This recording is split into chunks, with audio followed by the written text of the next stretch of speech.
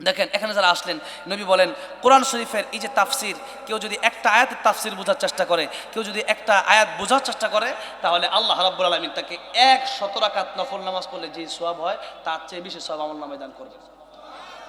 আমরা প্রত্যেকদিন 100 টাকা পড়ি তো, নাকি বলেন?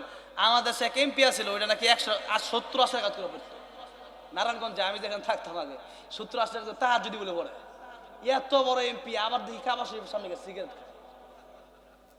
জুতা দিয়ে বাইরে দরকার, নাকি বলেন? পাই না তো বাইরেতাম কেমনে? এগুলো দেশে আসতো তাহলে বাইরেতাম। তাদেরকে খালি আসুক না, ফিরানোর চেষ্টা তো চলতেছে, আসুক। জুতার বাড়ি আমাদের জুতাও আছে, রেডিও আমরা আছি, নাকি বলেন? রেডি আমরা আছি। 70-80 টাকা করে সেই পরে, আর আমরা তো হাফেজ আলে বইছি 70-80 টাকা করে কোনোদিন পড়তারই নাই।